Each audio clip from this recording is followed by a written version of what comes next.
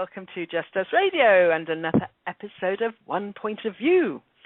Today it's Saturday, 26th of July, 2014. This is Jolly Jerry welcoming you to the show. And as always, I have with me my beautiful soul sister, Sheila Folger.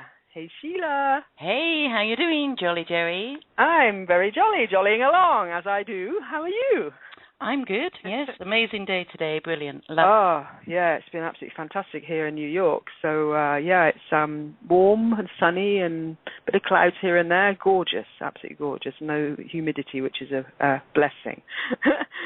And it's sort of weather to be outside, feet planted solidly on Mother Earth, enjoying the climate. So, yeah. And I'm really excited about our show tonight. I am too. My goodness, yes, this is going to be lots of very, very interesting stuff. So, yeah, tonight our guest is a chap who doesn't just see the world as it appears to be. No, Nick Redfern looks way beyond the surface and beyond the skies to see what is really going on around us. Most of us, like me, have been taught that there is only life on Earth in this universe, which in the scheme of things is pretty daft to believe given the size of the universe. Nick is here to show us what is really going on in these beyond areas. He's the author of many, many books. I think it's like 24 bestsellers and counting. Nick is a fountain of knowledge on the subject of weird. So welcome, Nick. Thanks for taking the time to join us. I need to unmute Nick. That might help. Oh. There you go. Sorry. Did you think I'd been abducted or something? Yeah, well, that could have, yeah. Here 1 minute, gone the next. Yeah. Well, thanks for having me on the show. Thank you. That's wonderful. Nick, I'd actually like to start off with something simple, because I think it's something that I heard you quote or saw you quote somewhere, and it's something that's dear to all of our hearts. I think you quoted, "Thought forms create the world." Well, yeah, thought forms, that's an issue that interests me a lot. It's basically the idea that what we think about can become reality, that we can kind of shape reality in the world around us by by what we believe in and what we think. And this relates to the concept of what are known as tulpas. The idea, if you imagine, if you just focused on one thing in your mind, let's say like a large black dog with glowing red eyes, and you focus on this intently for days and days, and you almost get yourself into like an altered state of mind where you think about it. When you're laying down in bed, you focus on this image and you try and project it outwardly. And then, say a week later, there's a story in the newspaper where somebody saw this huge dog with big red eyes race across the road in front of them. The idea is that your internal thoughts that you've tried to project outwardly have kind of given birth to what's known as a tulpa, or a mind creature. In other words, it's sort of giving birth through the mind rather than the body. It's a strange concept, but it is sort of the idea that what we think about, we can sort of externalize and bring it to life, so to speak, or temporarily, where people actually begin to see it. So what do you think about people who would suggest that anyone who sees a UFO or a monster is because they had it in their mind, because they've seen movies and blah, blah, blah, and they've had it in their mind all the time and they've seen it? Well, yeah, I mean, that's sort of a different angle, but I mean, there are sort of weird things out there. There's no doubt about that, whether it's Bigfoot, lake monsters, UFOs. People are clearly seeing something, and I think some of these things are flesh and blood, nuts and bolts. Others, I think, are more of a paranormal nature. And some of them could be these kind of tulpa thought forms, so to speak. But people clearly aren't just imagining things. No. I think there's always this tendency to try and lump everything together into one category, that it's this or it's that. I actually think, like, for example, the UFO phenomenon, or the field of cryptozoology, which is the study of unknown animals, I think that all of these different fields have different aspects to them. It's like, although I don't do much in the field of ghost hunting, my view is that probably some ghosts could well be, the spirits of people come back. Others, it could be just like a time displacement where we have like a loop just playing over and over again. That's why some of these ghosts do the same thing over and over again. That's really interesting, because that's just my thoughts. You're not aware, actually, that all the time I was in England, I actually worked as a medium. That was what I did all around England and the UK. But I know that is my feeling, that people that they say are ghosts when they keep doing the same thing, I think it's just a split in the timeline, and that's why they keep repeating, because you're seeing into a dimension of an energy that was there, but I don't feel that that's any living being there at all. I totally agree with you on that one. Yeah, and I think it's kind of the same parallel with all these different phenomena, that it's not just one answer. In the same way there could be several different genuine theories for ghosts. I think, like, for example, some lake monster stories, I'm convinced are flesh and blood animals. Bigfoot, though, a lot of Bigfoot stories have a lot of paranormal overtones to them. So, again, I don't think they're all flesh and blood. I think we have to look at each case sort of on its own merit and just see where the answers go, so to speak. Yeah, there's also a case for some interdimensional beings as well, isn't there? Really? Yeah. I mean, when we talk about aliens, alien is something that's foreign to us.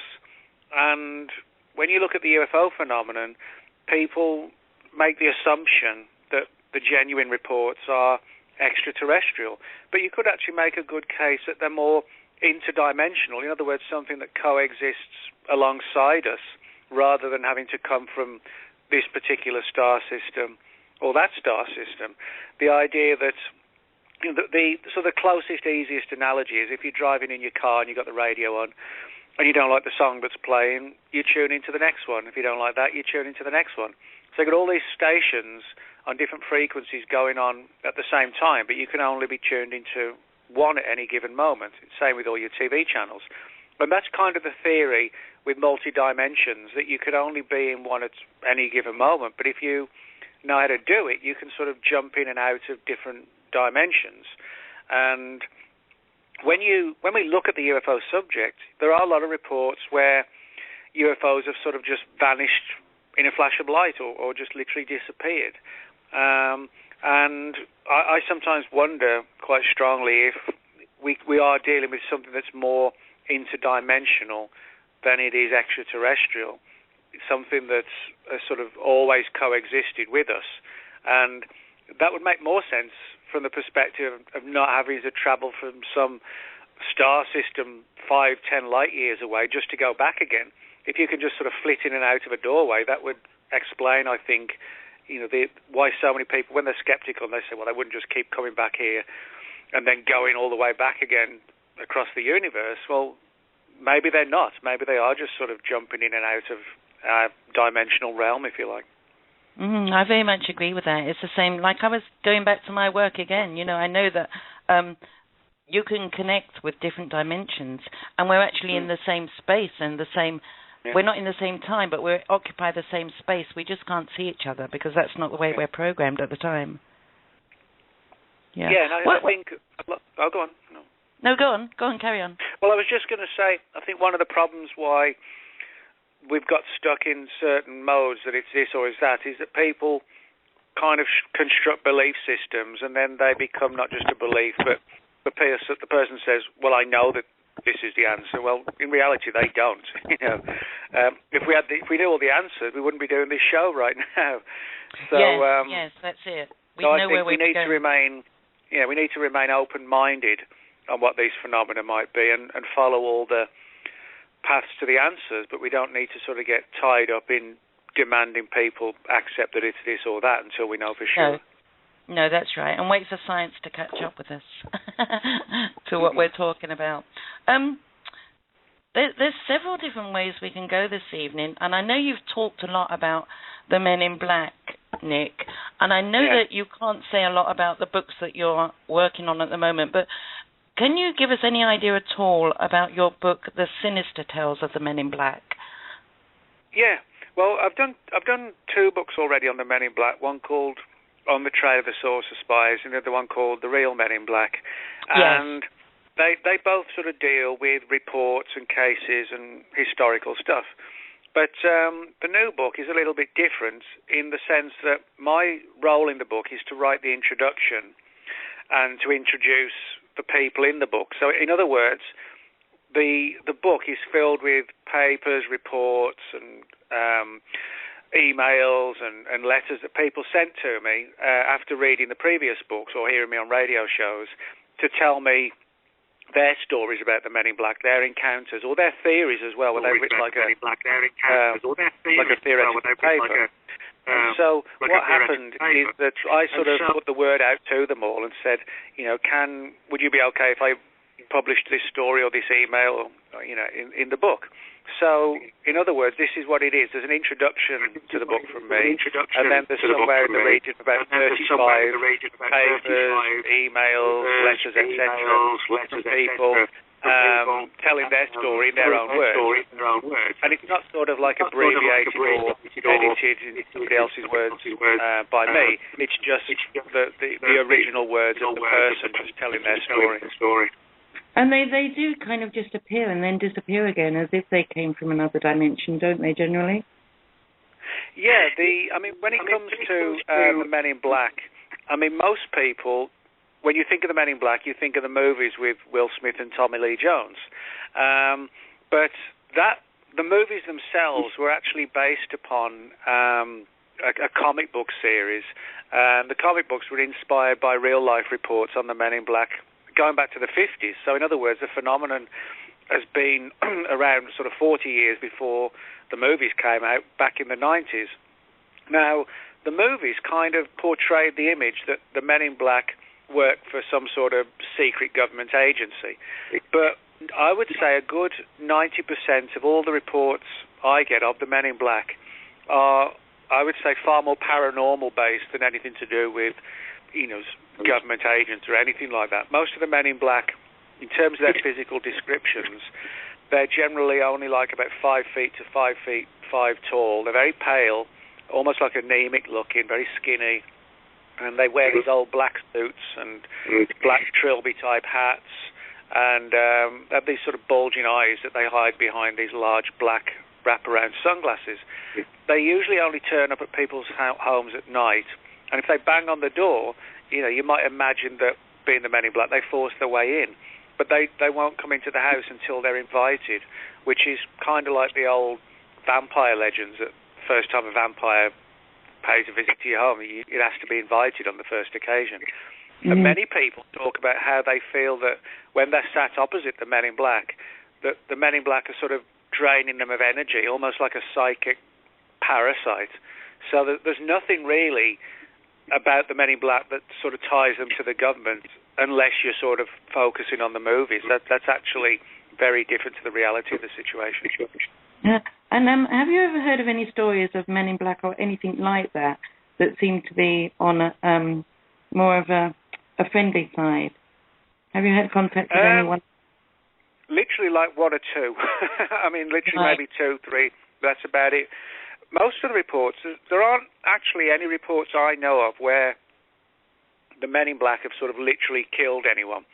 But they are very good at intimidating people and threatening them. And they often do it by inferring something without actually coming straight out and saying it. They let the person connect the dots of the threat, so the person isn't really sure what they mean, and it leaves them in a sort of a state of worry as to, is anything going to happen to me? And that usually shuts the person up because of the fear of what might happen. And so, for the most part, that's how they react and act. It's like a very threatening situation, sinister, full of sort of inferring this and suggesting that, and it wouldn't be a good idea for you to go out at night, that kind of thing. That's how they work. And unfortunately, it works very well on the witnesses, and they do clam up. And very often, when I get reports from the witnesses of the Men in Black, very often the reports themselves occurred 15, 20, 30, in some cases like 50 years ago, and they've been frightened to say anything for all that time, and then after a few decades they finally decide to say something and sort of clear the air, so to speak. Right. Can I ask a question here? Yeah, sure. Hey, is there any description of how they speak?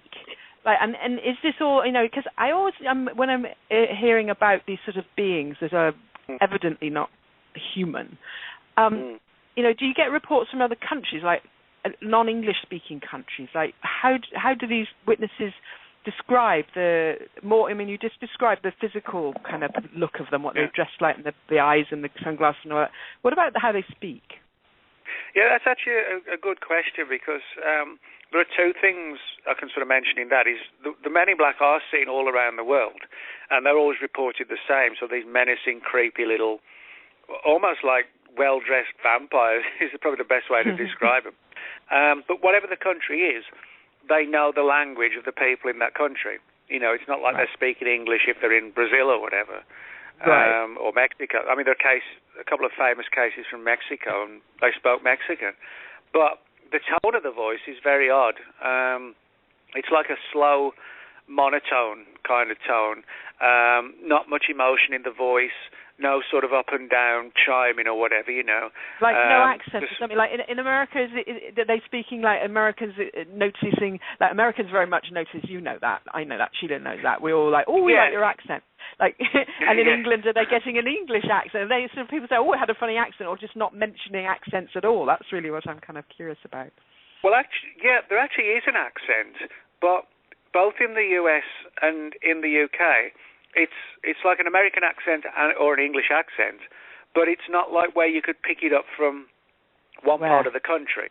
It's excuse me. It's where it's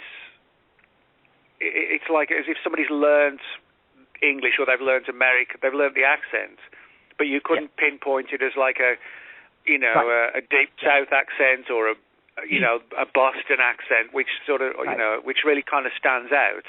It's more just, and I don't mean it disrespectfully, it's just an American accent or just an English accent where you can't really tell where the person comes from. I get what you're saying. Yeah, thanks. That was interesting to me. So it's almost as if they've just been taught to speak in that language, but without any really personality with it. Well, that may well be the case, because most of the reports, they don't have a personality.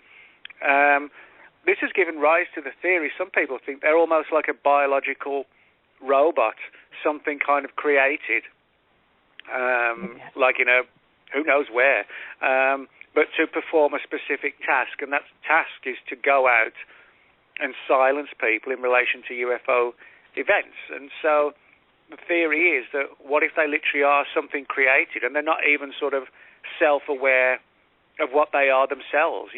They're almost like when you're running your antivirus, they're kind of like, they're the virus, or we're the virus, and they're the, the antivirus sent out to deal with it. But if they're part of a program, some sort of weird, sophisticated biological program, they may even not really understand what they are. They're just sort of programmed to do this and to do that, done. Which might explain why they act so strange around us. When people ask them questions, they often just sort of stare menacingly at them as if they didn't even understand the question properly. And they find simple things around the house really interesting, don't they? I've heard of some of them just looking at a pen and picking it up and taking it away with them, different things like that. I think they also have some...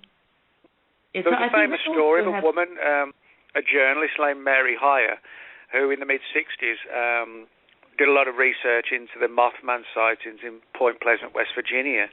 And when the Mothman turned up, a lot of Men in Black reports. And one of these Men in Black came into Mary Hire's newspaper office one evening and saw her pen on the table and kept just staring at it.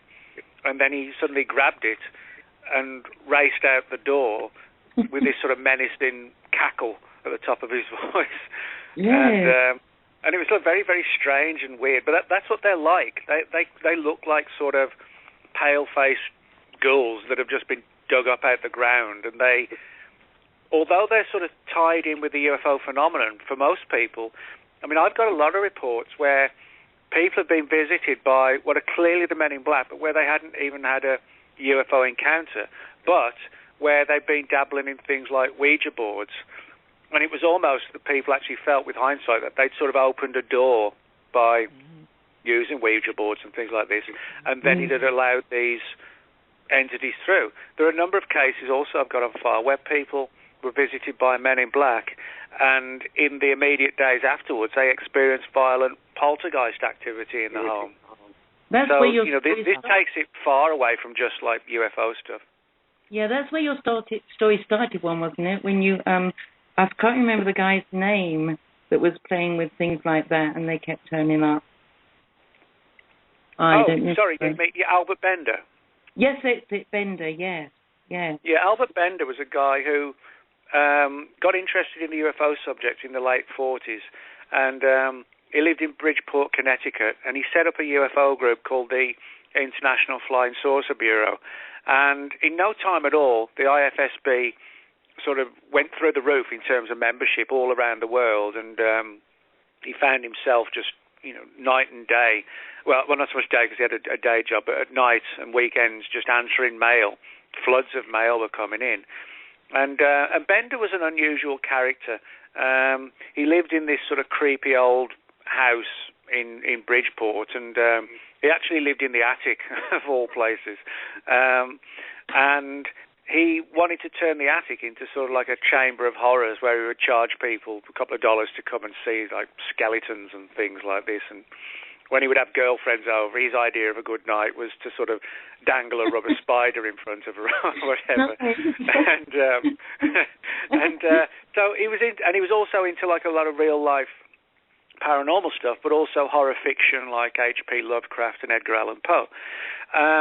Now, when his group the IFSB was at its height, he started to have these very weird experiences. He was very much sort of a solitary character, and weekends, all he would really do, sort of go to the local cinema. I guess the girlfriends got sick of the spiders or whatever, but he would go to the cinema, and when he was walking back late at night, he would see these sort of shadowy figures in the alleyways and following him, sort of dressed in black suits and sometimes like long black trench coat type overcoats and old trilby type hats, and they would have these weird silvery glowing eyes, and again they sound like something straight out of like a vampire movie, but they were sort of phantom like. They clearly weren't physical. They would sort of vanish and disappear, like they were like three-dimensional shadows almost. And a number of occasions he said they sort of literally materialized in the attic, and there would be this sort of smell of brimstone, which is sort of a classic paranormal thing as well. Yeah. And he would feel lightheaded, dizzy. He'd have to lay down, and then the men in black would appear and start talking to him when he was in this weirdly altered state. Now, he basically was told to drop everything he was doing, and not surprisingly, he did. It affected his physical and psychological health quite badly, and he dropped out of the subject and told everybody he was leaving it. Some people thought, it's just like a publicity stunt, like a band saying they're going to retire, and then everybody goes to see him and they come back again. But it wasn't. He did leave the subject. This was 1953, and all he did, he came back very briefly in 1962 to write a book about his experiences, just to set the record straight, and that was it. He didn't come back in the subject again, so it really did frighten him off. But again, if you read Bender's story, it is very much more sort of H.P. Lovecraft meets Dracula than it is, the X-Files meets the Men in Black movies. Yeah, and that is, because the theme around that, and particularly the smell that he experienced and all the different things he was in, that is typical of a psychic attack, actually. That's what it came across like. I mean, I'm sure you'll know that there are people who dabble in psychic realms, and I'm sure you probably tell people that if you're interested, get into it, but be careful what you sort of ask for. And I think that's what happened with Bender, because his physical health was dramatically affected, and also his psychological health, where he became very paranoid and frightened and just nervous all the time, sort of almost like on the verge of a physical collapse, and he had stomach problems and migraines, and kind of sounds like he almost developed an ulcer or whatever just through the exposure to these things. And again, there are some aspects of Bender's story that suggest they were almost like parasitic, that they were bleeding him dry, almost like a vampire, not literally bleeding him dry, but energy-wise bleeding him dry. Yeah, that's what I call the nasties that are out there. He opened the wrong door. Yes, definitely. Do you think there's some connection with all these beings? It's like the Men in Black, some of the descriptions of those and their behavior, the Mothman, and the Black-Eyed Kids. They all seem to be kind of in the same realm, don't they? Yeah, I actually think these things are all connected. Mothman is sort of I'm on the fence a little bit, but certainly the Black-Eyed Children, which they're very much like the Men in Black, because the Black-Eyed Kids, they look like the Men in Black in the sense that they're skinny and very pale. And they wear hoodies all the time. Now, the Men in Black wear old-style trilby hats. The Black-Eyed Kids still wear hats, though. And they both knock on the door and demand to be let in. Very often the Black-Eyed Children will say on a pretext that, can they phone their mother, they've got lost or whatever, or someone's following them and they're worried, can they come inside and, call the police. It seems that the whole point of the Black-Eyed Children's visits to people's doors is to get in the house. Yeah. Now, as far as I know, no one's ever let them in, because the thing with the Black-Eyed Children is they're called that because their eyes are just solid black. So, in other words, your doorbell rings at 10 o'clock at night and you think, well, who the hell's that? And you open it and you see this pale-faced, skinny little kid with totally black eyes. I mean, the entire eye, like the white part and everything, totally black. You probably wouldn't let him in, So I'm not really, I have to be honest, I'm not really sure what the goal would be or is, but it may just be kind of like with Albert Bender, to bleed the person dry. Maybe sort of these old vampire legends about how they have to be let in before they can suck the blood out of you. Maybe they're actually distorted stories of like the Men in Black and the Black-Eyed Children needing to be let in so they can, like, energy-wise bleed you dry. You know, maybe those vampire legends, in a way, actually do have a truth to them. It's almost in a sense as if, you know, some kind of being or hybrid or something is testing the waters to see how they can interact with people here. And the funny thing is, I know that, who was it that did the Black-Eyed Kids, Nick? I've forgotten David Weatherly. David Weatherly, that's it. Yeah. One thing was that he always said what was weird about them, they never did ring the doorbell. Even when there was a doorbell, they always knocked on the door. Always. Yeah, so they do like odd, old-fashioned things. Yeah, that's right. Yeah. Well, there's actually another category of the Men in Black that kind of falls into this group as well. It's known as the shadow people. I was going to mention the shadow people, yes. Yeah, well, there's like a subcategory of the shadow people known as the Hat Man. And the Hat Man is like a shadowy figure that wears like an old-style hat, but it looks like a shadow. It's not like a fully formed, solid figure. It's more like an outline. And many of the shadow people cases are actually associated with so-called sleep paralysis, where, you know, somebody goes to bed at night and they wake up in the middle of the night, find they're not able to move, and they have this sort of threatening entity in the room. And more people are actually reporting the shadow man type creature. Nick, I'm going to give you a link to another one of my blogs I wrote. I know I've given you a couple, but I've come across the Hat Man, yes. Oh, wow. And yeah, because and I have done a lot of research on it because I've experienced it, and with sleep paralysis, because he's appeared in a lot of places and people are scared of him, but when you look into it, it actually seems that he's on the good side. And what happened to me was I went to bed one night and I hadn't even, this was years ago when I was about 19, and I hadn't even slept. My head hit the pillow and I was in total sleep paralysis. All I could do was move my eyes. And there was all these beings in my room. Now, I don't know. I didn't feel a bad energy, but I don't like anything around me that's not invited. And so I did kind of like this psychic scream that I'd learned, an internal scream. And my door opened, and physically inside my doorway was, I always call him the Portobello, you know the Portobello port man? What's it called? That bottle of port from Portugal. He looked just like that. Oh, the Candyman thing. Sandyman, that's who he is, Sandyman. And he also... Oh, okay, I know. And he's also very much like Zorro. Yeah, I know exactly what you mean. Wow. Yeah, almost like with a cloak. Yep, cloak and big rim cap. And he hauled all those beings out of my room, threw them out, and then disappeared. Well, that's interesting.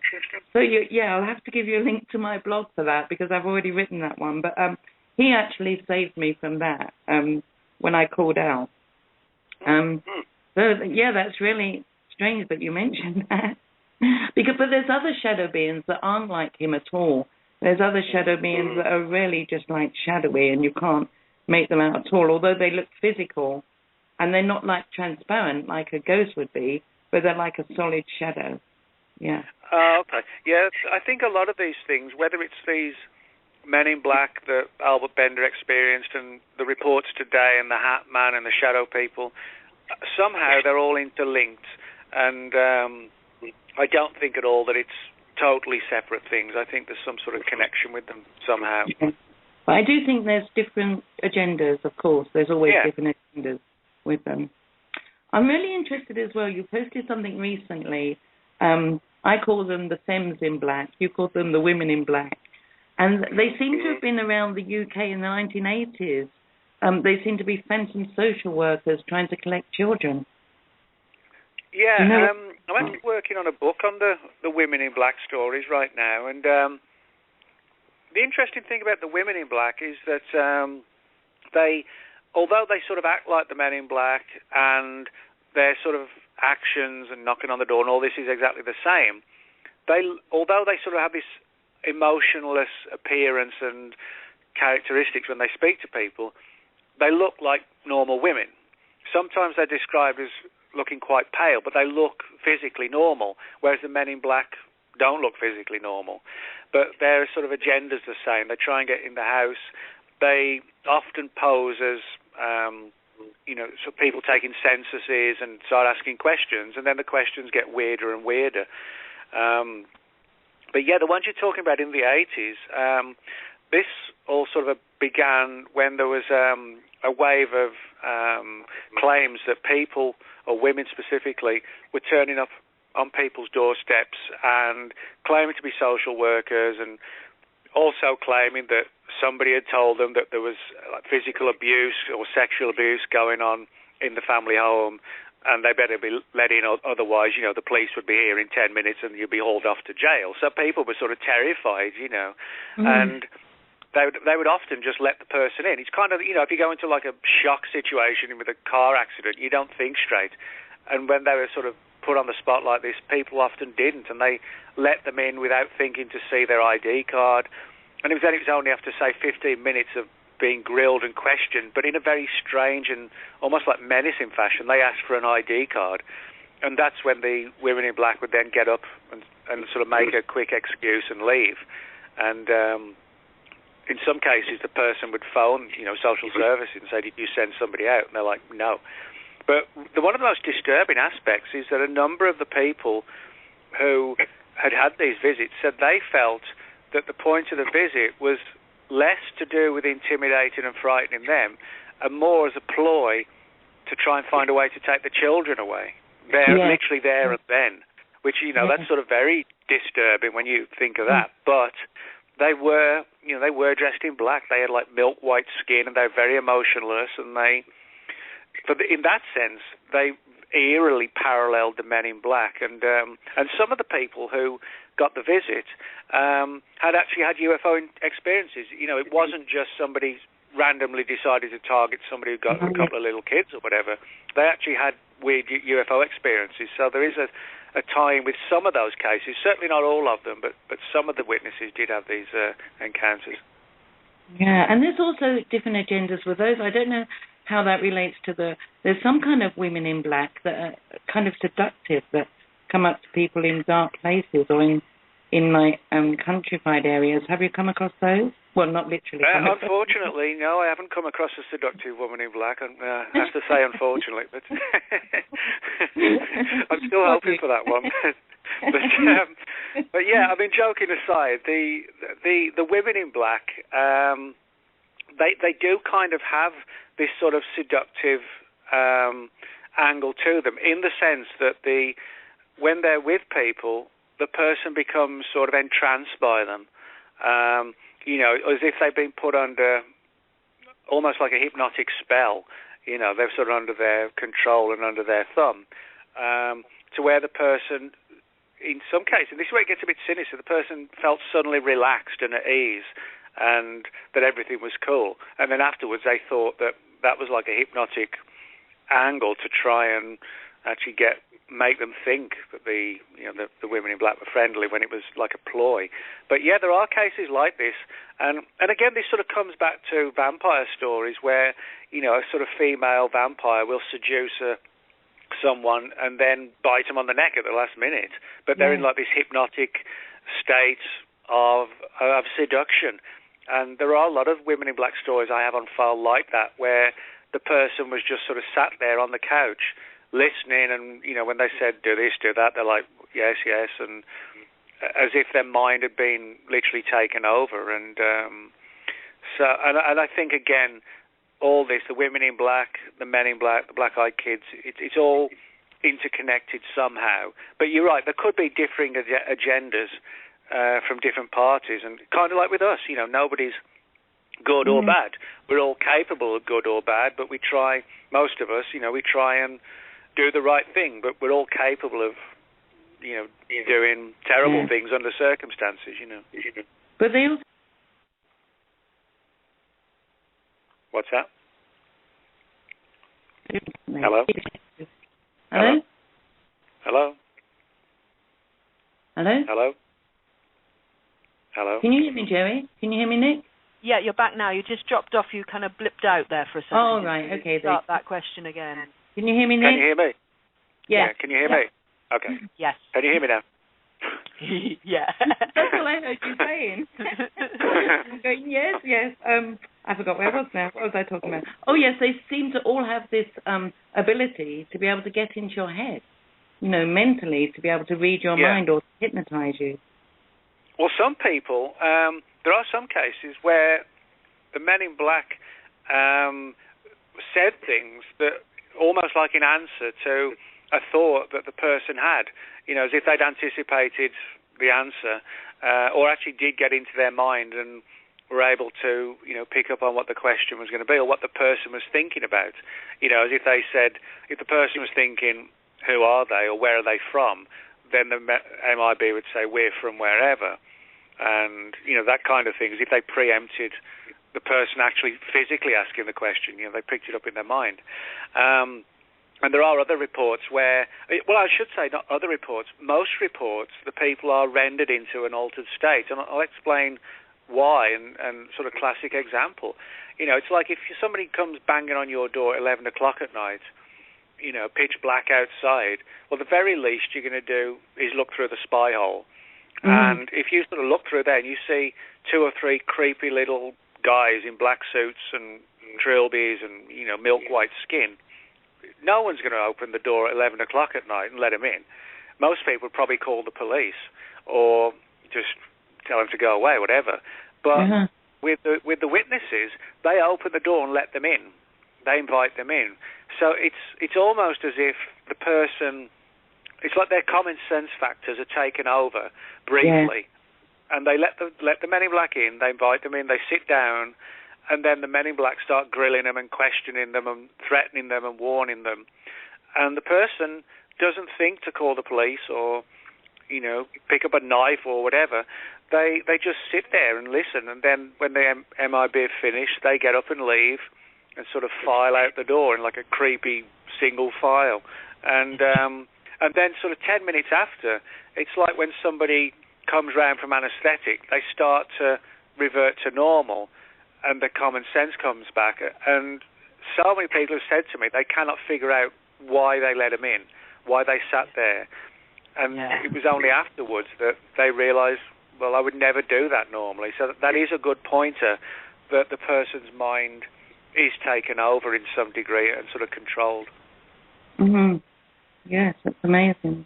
How do you think there's any connection with the Men in Black? And I know I've been doing a lot of research on Philip Dick after I spoke to you, and about the people in the grey hats and grey coats, like the what was it called again? I've lost it. The Adjustment Bureau. Do you think they're in any way connected? Yeah, I mean, this could be all sort of tied in as well. I mean, in the movie version of Philip K. Dick's The Adjustment Bureau, they look like the Men in Black, but the suits are grey and the hats are grey and so on. But they're kind of the same in the sense that they manipulate people and they create situations, and they can make people meet one person or not meet someone, and they almost sort of create or control destiny. And that's sort of one of the theories with the Men in Black, that they seem to have the unique ability to control people's lives, to manipulate them, to, in some cases, to actually push them down different pathways and avenues, possibly to meet someone or to keep them away from someone, which is kind of like with the Adjustment Bureau as well. Yeah, and they seem to, I mean, the way it's depicted in the film, they live in this, or they're in and out of different corridors in the world that we don't think about with magic doors, but that could also be really a reflection on another dimension where they come in and out different doors. Well, what's interesting is that most of the reports of the Men in Black, when they get up and they leave the house, even if the person jumps up immediately and swings open the door, they're already gone. So you actually have that parallel that in the real world reports, when they go through a door, they're not on the other side when the person opens the door, and there clearly hasn't been time for them to sort of get down the drive or even get in a car if there is a car. There's just no chance that they could have gone, but they have. So that's sort of a parallel with the movie there as well. Yeah, and that happens as well with the black-eyed children as well. They just disappear. Yeah, they're all very good at getting away. Yeah. So that really points to interdimensional, I think. And because there's also a parallel there with abductions where they feel that they're hypnotized and they're actually taken through the roof of their home or through the window. There seems to be some kind of magic door where they go in and out, and they also seem to be able to manipulate their mind as well and read their thoughts. Yeah, they're very good at taking control of people, period. You know, that's what they do. And so taking control of them, intimidating them, frightening them, and silencing them, those are the main angles. But as I said, they turn... I mean, I'll give you an example. When I said earlier about poltergeist activity and things like this, I've been on a lot of expeditions to Puerto Rico looking for the so-called chupacabra. When I went there for the second time in 2005, I actually interviewed a guy named Antonio, and he had like a close encounter with a chupacabra that had attacked his farm animals, and the next day he actually had like a man in black and a woman in black turn up on his doorstep. Now, bear in mind, this was in the middle of the Puerto Rican El Yunque rainforest, where it's like 120 degrees in the jungle, where his little sort of homestead type thing was. And they turned up in black suits, you know, and black ties. And the woman was in like a black business suit. They were both sort of super pale, you know, like leukemia or something, who knows what. That's how they kind of looked. And they questioned him and grilled him all about this chupacabra encounter. You know, no UFO link or nothing. And he said they just wandered off into the rainforest, you know, which is just bizarre.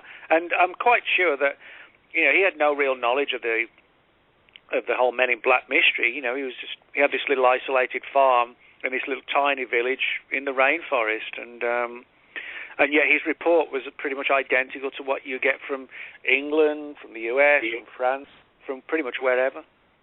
Because that's a strange thing, and that's why I think a lot of people relate them to maybe some kind of hybrid or not human, but, you know, some kind of automatic or robot, because they don't seem to have the intelligence to understand that they need to dress differently wherever they go, or they need to have a car that's up to date. Yeah, this is why some people do think they're like a program, like a computer program. One of the more interesting ones, which I think is a really interesting theory, is the idea that they could be like a holographic projection. In other words, if you imagine, you know, kind of like the analogy I made earlier with your computer or your laptop or whatever, where you have a virus scanner and a virus can get into your system. Well, what if the Men in Black are like the virus? But what if the event actually doesn't occur in like a physical 3D event? One of the interesting theories is, what if the mind of the person has been taken over by this sort of virus, and the event itself is actually occurring, well, that they may be on the couch, but in sort of like a total trance-like state. In other words, it's like a projection or a program sort of mainlined into their mind, into their brain, and they think it's happening in the real world, that, you know, the Men in Black are really in the room. It may just actually be that, like, the program, the virus, whatever, is in their head, and it's actually it's all occurring internally, not actually externally, you know, in the living room where they're literally coming through the door. And so you've got that theory as well, so the holographic, almost like a living dream, you know, a manipulated dream, so to speak. I mean, that's interesting, because a lot of people say that with abductions as well, that they don't actually leave the room, some of them. They just change their settings so they see it differently. But that makes sense if they were a computer program, because that would explain how they were invented, created, whatever, or maybe just developed themselves out of some technology, why they're always the same and they don't keep up to the fashion or anything like that. And it may also explain why, after 60 years, they still dress and look the same. They haven't changed the fashions because the program hasn't changed. Exactly. That's what I think. And then you kind of like think behind that, and you think, well, you know, it just seems strange to me as if they developed on their own, because if somebody made them or created them, I'm sure they would update the program. It just seems odd to me that it's just the same for all these years. That's the weirdest thing to me. Well, unfortunately, everything about the Men in Black is odd. That's why it's so difficult to kind of resolve it all, because everything about them sort of, bends common sense totally out of shape. In terms of what they do, in terms of what they look like, the fact that they threaten people but they never actually kill people, they turn up in such odd fashion, the cars are old that they drive, they look old. It's almost like it's done in such a bizarre way to make it actually seem unbelievable, but believable at the same time, Yeah, and it also makes sense that they should be holographic, because they never touch anybody, do they? They don't, and even if somebody barely accept food. There are one or two reports of them looking at food and not knowing what to do with it, not knowing how to hold a knife and fork or to eat food. So that might be, again, like another point in that direction. Yeah, and it makes sense to me that when you mentioned that one of them actually picked up a pen, because, like, a lot of people, when they're working with the paranormal and they try and move things and they try and pick things up or they try and get apports, they start with something very small like a pen, because that's the only thing they can do, because it's simple and it's lightweight. So that just rings a bell with me. Yeah. That's interesting. I didn't think about that. Yeah, it is. Because I've never heard of them. And like with the black-eyed kids, you just tell them to go away and they're gone. Like, there's no fight or argument or discussion. They're just gone. Yep. Which is really that's weird. Right. Yeah. That's amazing. Is there anything you want to jump in with, Jerry? Not at the moment. You guys are going great. Thanks. What was that creature you said you were just on the trail of, Nick? Oh, the chupacabra. Yeah, what is that? Well, it's a story that surfaced in Puerto Rico in the 1990s, around 1995. And what happened was a lot of ranchers and farmers on Puerto Rico began reporting that their animals had been attacked under very unusual circumstances and allegedly drained of blood. And people were talking about seeing this strange creature that had a body kind of like a cross between a dog and a monkey, and had this sort of row of spikes running down its head and neck and these glowing red eyes, and in some cases even bat-like wings. So it was almost like a gargoyle-type creature, but with vampire-style attacks on farm animals. And it became known as chupacabra. Chupacabra is a Spanish term that means goat sucker, because most of the animals that were attacked initially were chickens and goats. Oh. And the sucker term comes from the idea of them sucking blood. It actually surfaced, well, some people say out of nowhere in 1995, which actually isn't true, because when I've been to Puerto Rico, every time I've actually found stories that push the reality of it back even further. What I found is that it's actually the name chupacabra that came into being in 1995, but there's a place on Puerto Rico called Mocha, and back in the late 70s there was a story of a creature known as the Mocha vampire, and with hindsight that sounds just like the chupacabra with a different name. And I also uncovered some stories from people who called these creatures devil birds, and these reports went back to the 60s. So I actually don't think it's a new phenomenon. I think it's just the name that's changed, and the publicity given to it has made people think it's a new creature popped up out of nowhere. But yeah, it's a very weird-looking animal that reportedly lives in this huge rainforest on Puerto Rico called El Yunque, and the story is that the creatures live deep in the rainforest. It's a gigantic rainforest, and that they come down at night into the lowlands and the farms to attack the animals, and then sort of go back at night where there's a lot of caves and caverns and tunnels, and that's one of the things where they hide out. And so a very weird story. It's interesting that you mentioned gargoyles, because it seems to me that all these creatures now that we're understanding, I mean, there's all sorts of things in the forest and all in the missing 411 book about all the strange disappearances all over the world. Those are crazy as well, with some strange beings. And I'm just wondering if these beings have always been around, but as if the timelines or the dimensions are coming closer, so we're able to see them more now. Because I think they were seen in the past, which is why we have these statues of gargoyles and things.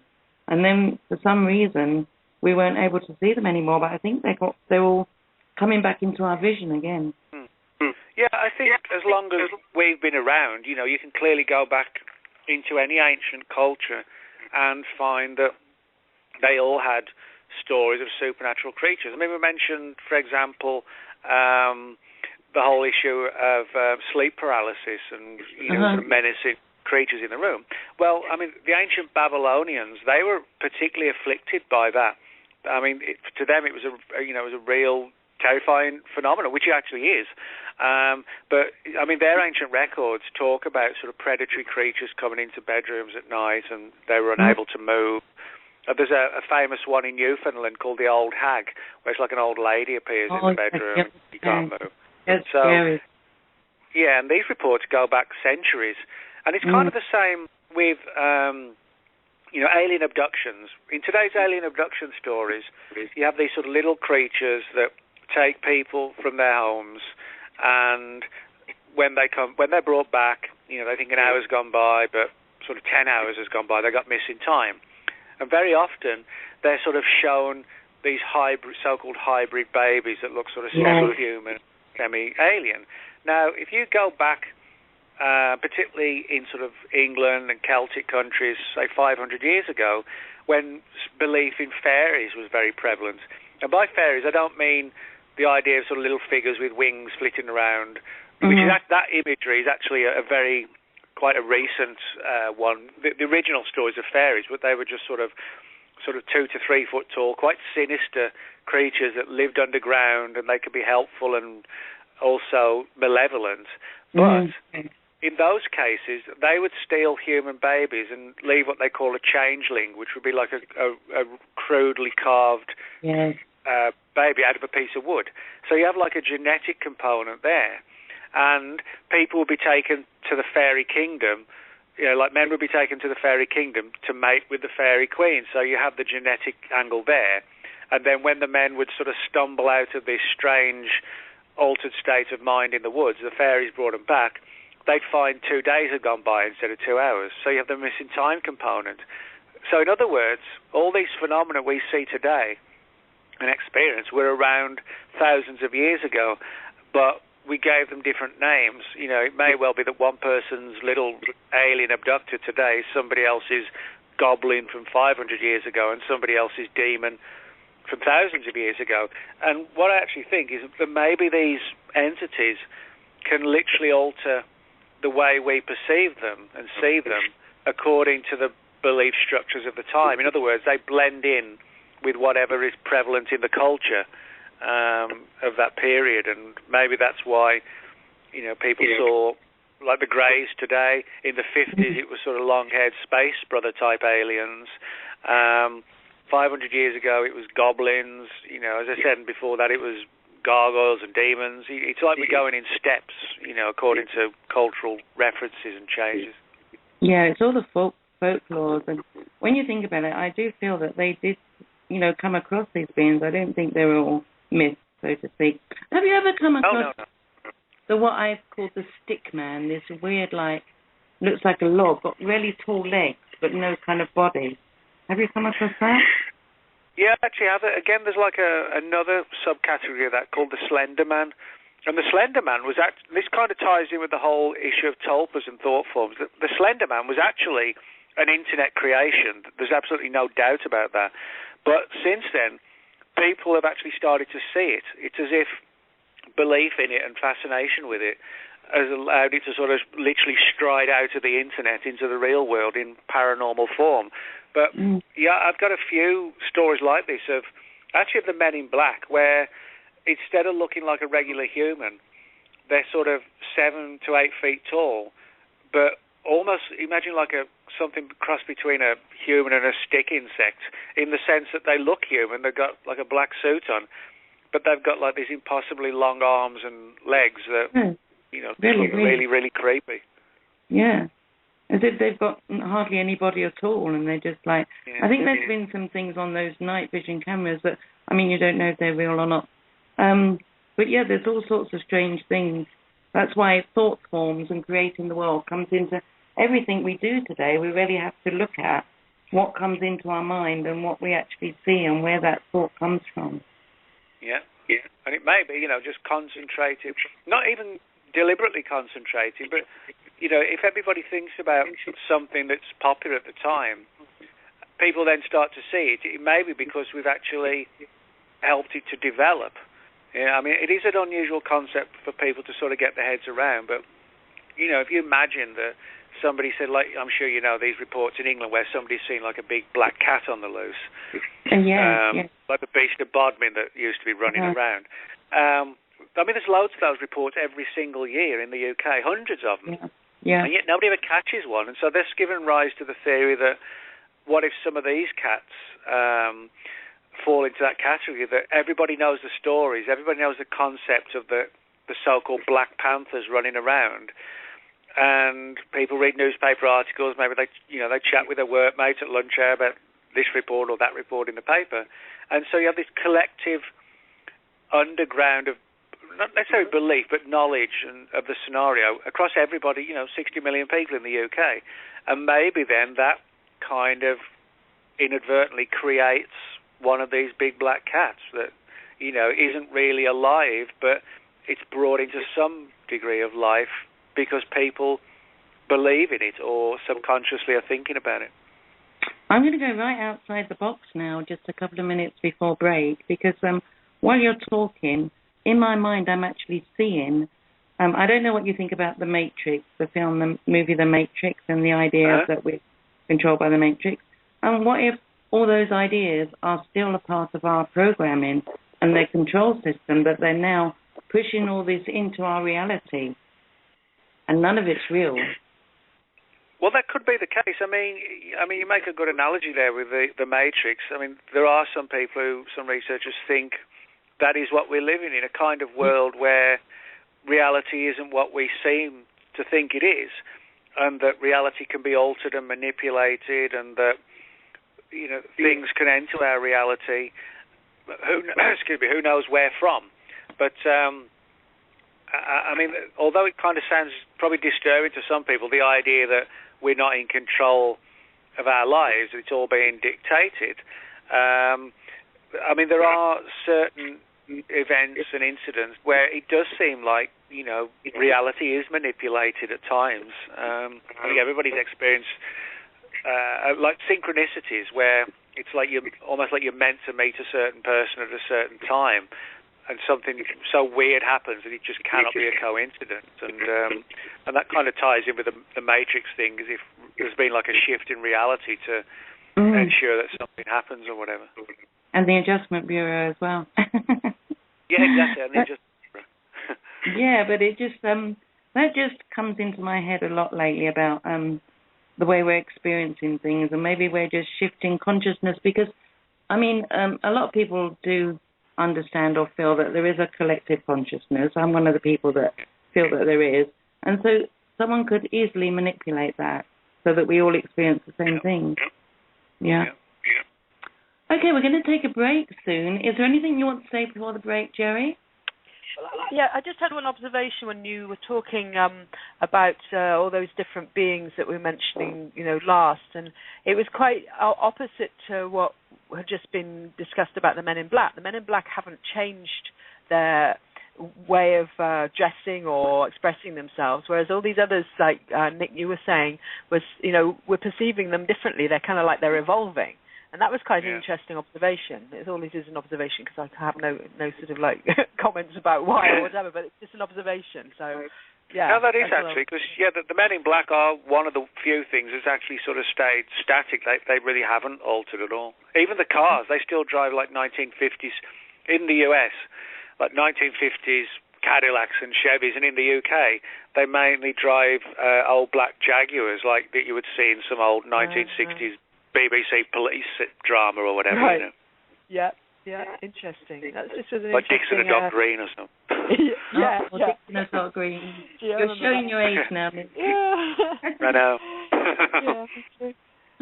Wow. Okay, so that's brilliant. We're going to have a short break now. All right. right. See you then.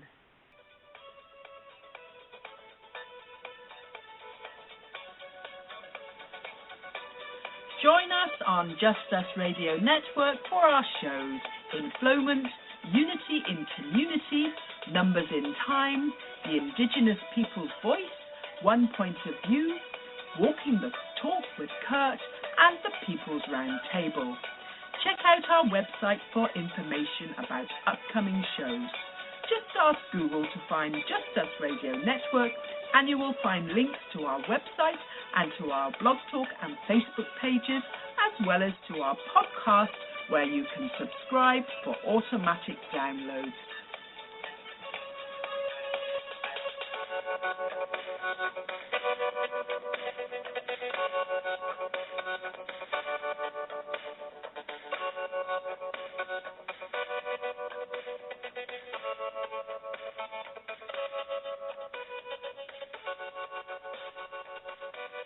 All right, then. So here we are. We're back. And, wow, what more can we discuss, Sheila and Nick? You guys are really on a roll here. First of all, I'd like to make an announcement. Our dear friend George, who is always in our chat rooms with us, there is another Opal meetup. For anyone who doesn't know, the Opal is the one people at St. Limit tours that a few of us have been to. There's another one coming up. It's the Northeast USA Opal gathering. That's around your area, isn't it, Jerry? Yes, it's a little bit north and east of here, but yeah, absolutely, the northeast. So that's to the 15th to the 17th of August, and you can go to their website. It's Opal Northeast Region Interface. That's OPALNORTHEAST Region REGION Interface INTERFACE.blogspot.com. That's Opal Northeast Region Interface.blogspot.com. Is that Wolfboro, New Hampshire? Yes. Is that what George is saying? Yes, I think that's the actual town where it's actually going to take place. And that'll be a wonderful gathering. Jerry and I have been to a few. We went to the one at Nick Norman, and we went to the one at Ashborough, and I've been to a couple of others as well. I went back to Lake Norman. And it's just wonderful to connect with like-minded people, and it's a tremendous energy and a wonderful space, and we just all bring food and we sit around the campfire, and someone plays the guitar and someone plays drums, and we sing and just do whatever we like, really. We have a great time. Yeah, great community spirit. So are you there, Nick? Yes, I am, yeah. Okay. I'd like to go in a different direction now in the second half, because so many people now are talking about the secret space and everything that's involved with that, with secret military, secret space, and some of the UFOs that might be ours. And you have written a book called Space Exploration Conspiracies. Can you tell us a bit about that? Well, yeah, this sort of deals with the idea that one of the intriguing theories that a number of researchers have, that there could be like a secret space program. I don't mean that NASA has like a secret space program that they're hiding from us, but there could be like a secret space program that even NASA itself knows nothing about, or even the elected government. It's like the idea of there's a sort of a shadow agency that oversees the UFO subject and also oversees trying to understand the technology. And if they've managed to duplicate it, have they sort of, launch clandestine missions back to the moon or even to Mars? That's one of the more intriguing theories, that the space program that we see it isn't the full the full space program. There could be something else going on. But that particular book, it sort of deals with everything from astronaut sightings of UFOs to this sort of secret space program, and things like the face on Mars, the idea of ancient artifacts on other planets within our solar system. So it sort of covers pretty much everything to do with aliens and ancient civilizations as it relates to the space program. And Edgar Mitchell is really involved with the UFO things now with Stephen Bassett, with the, what is that thing they do every year? It's coming up again in November. The disclosure. Disclosure. Yeah. Yeah, he's involved with that. Yeah. And there's lots of whistleblowers now coming out. And somebody we interviewed recently a few times, Dr. Richard Allen Miller, He's a physicist. He's went into all this information. He works for the military. He actually has now put out a video saying that we were on Mars in 1969. I'll send you a link to the video. Yeah, so we definitely have been there. So what? Excuse me. What did you find out on your research? Well, I mean, there's no doubt that, I mean, for example, there have been a lot of sightings of UFOs by astronauts over the years. One of the earliest, Gordon Cooper, who was part of the original manned space program for NASA, he actually got interested in the subject because of UFOs, because in the 1950s, when he was a pilot with the US Air Force, he had a very close encounter with a fleet of UFOs over Germany. And he never forgot this. And although he didn't have a UFO encounter when he was an astronaut with NASA, the fact that he did become a NASA astronaut and then later on spoke about the subject before the United Nations and suggested that the UN should set up an investigative group for UFOs.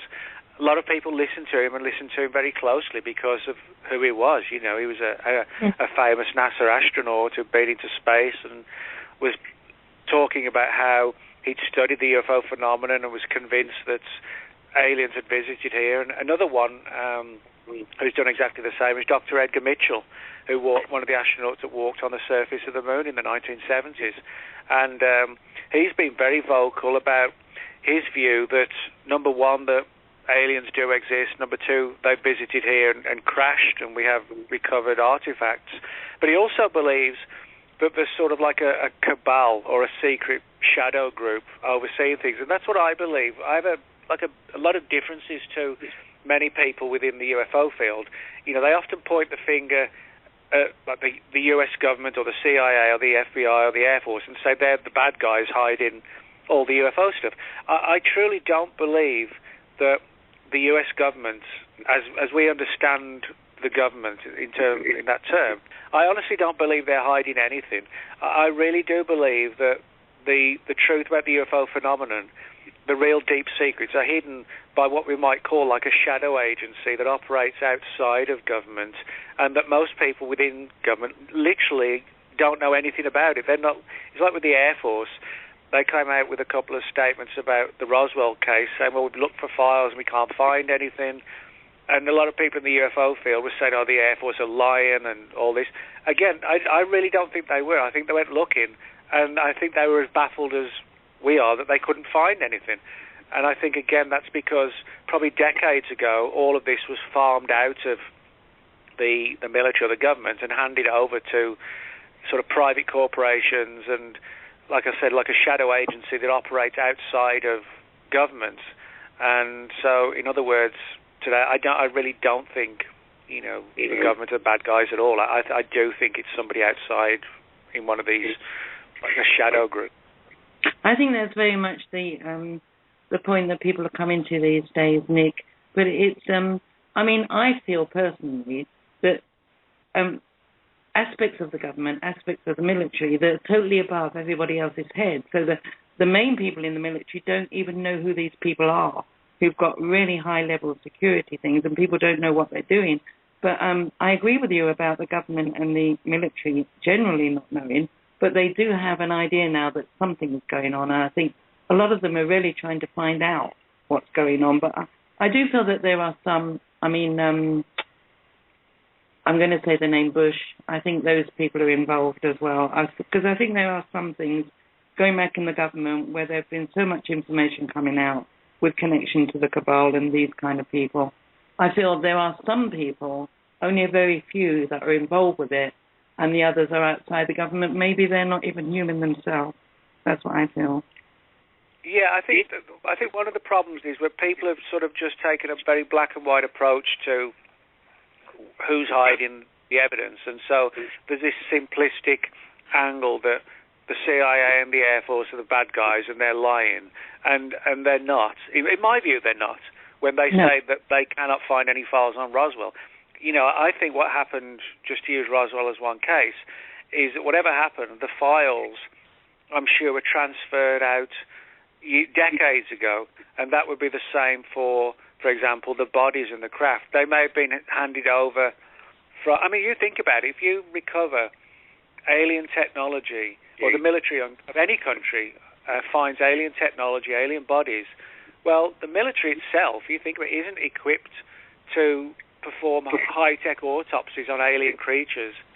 In other words, they would have to bring in people, scientists, medical personnel.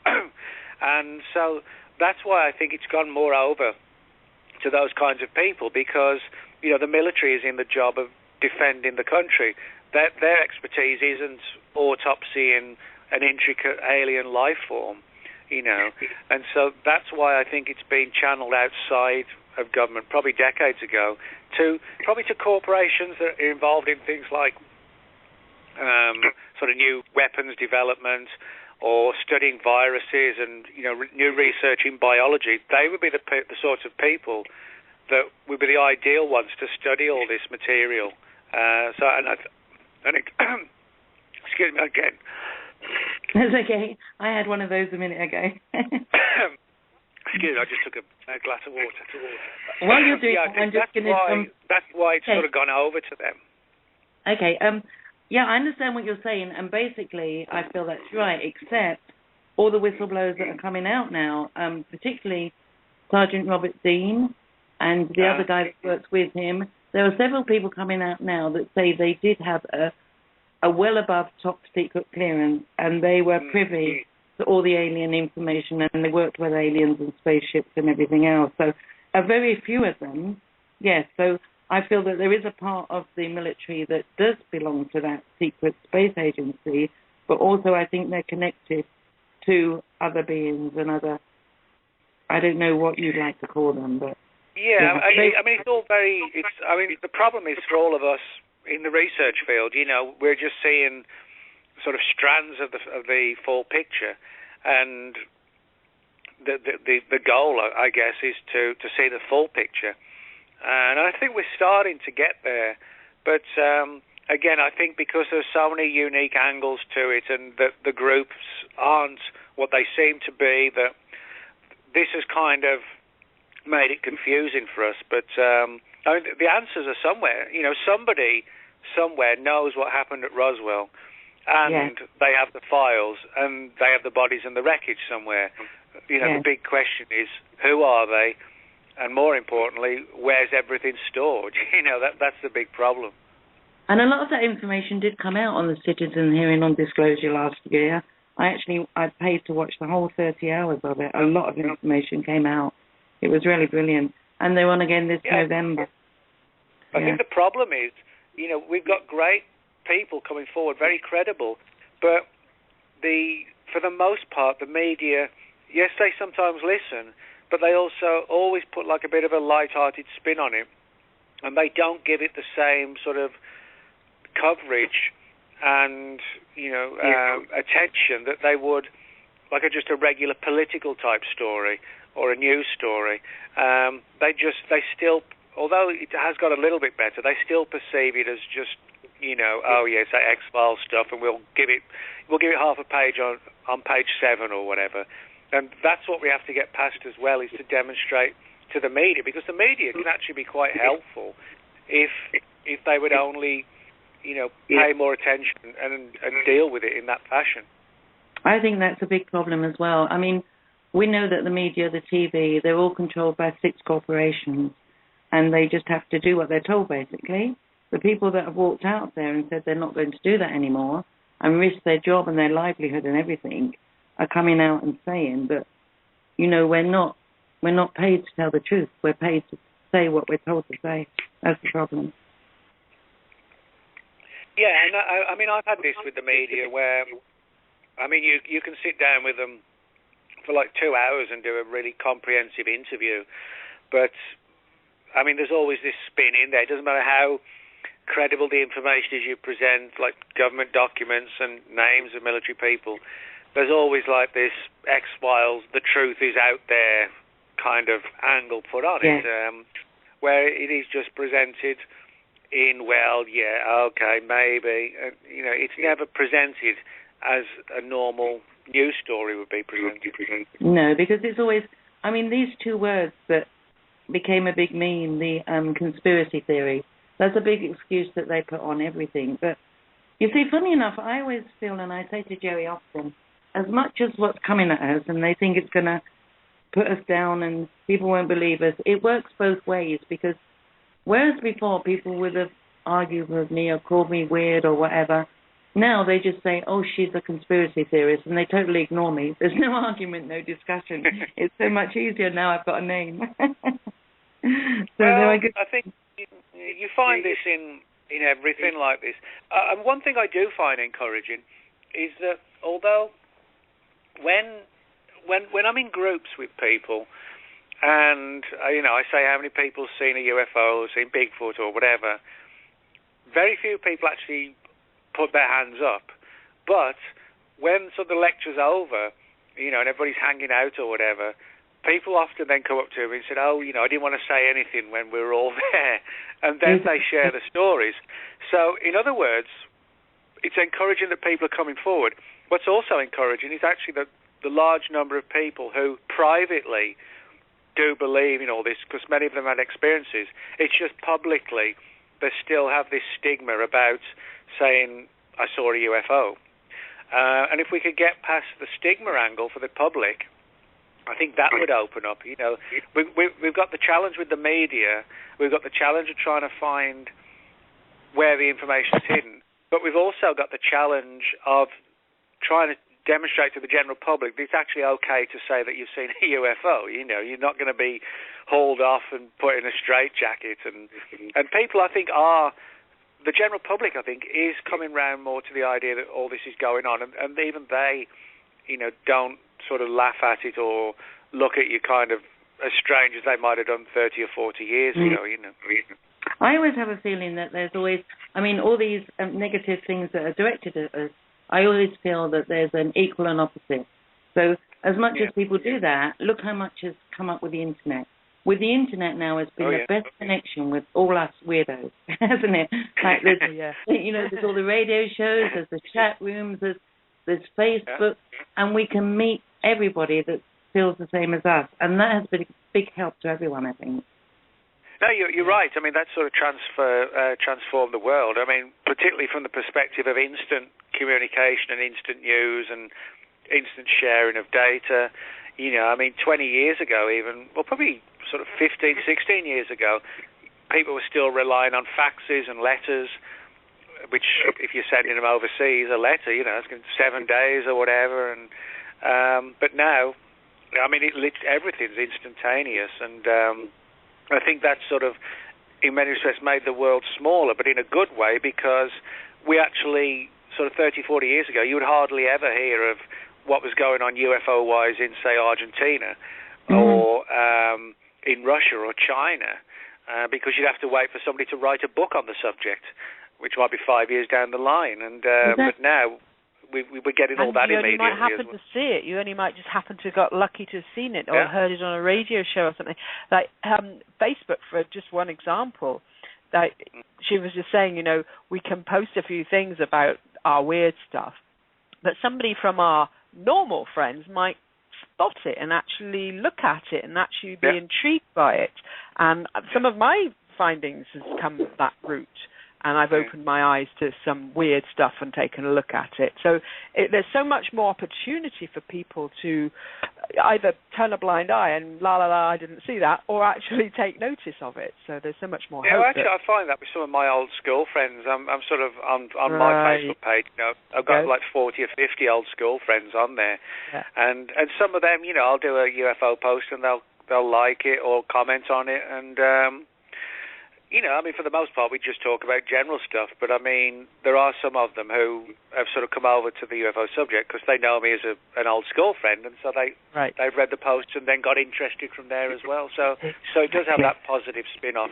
It really does. Yeah. And it's when people get to know you as well, because even in my mediumship days, I don't do that anymore. I've gone right down the rabbit hole since I came to the States. But people that came to see me, and my son as well, my daughter, when I first started working publicly, everybody said, I wouldn't have believed it if I didn't know you. That's the thing. They see, you know, the kind of person you are, that you don't make things up and you're not like loony, and then they believe it more. Yeah, they understand it a lot more because they're looking at someone who they know wouldn't, you know, try to pull over the wool over somebody's eyes. Well, I get that a lot as well because, I mean, there is this sort of this image that I think is largely created by the media, that if you investigate UFOs, that you're some sort of nerdy type with sad individual with no life, you know what I mean? And an anorak. But I get that when people who don't know me get to know me, you know, they find that aside from doing the research or writing during the day on books, you know, I have a normal life. I like to watch the soccer, the football, you know, I go and watch games, you know, I go down Friday night down the pub with friends, and we're just talking about last week's game, you know, we're not... Yeah. I don't just, you know, I'm not obsessed 24/7 with not UFOs. Not a complete nut, yeah. Yeah, and I think often people don't, when people get to know me, they're like, oh, well, you do, for the 90% of your time, you're a normal person. I said, well, of course I'm a normal person. I just happen to be able to demonstrate that there's something strange going on with regard to UFOs or Bigfoot or whatever, but it doesn't mean I don't have a normal, you know, family life or whatever, or social life. You know, I do. And people, for some weird reason, think if you're into all this sort of stuff, you know, you're sort of peering through the blind, worrying that the men in black are knocking on the door or something, you know.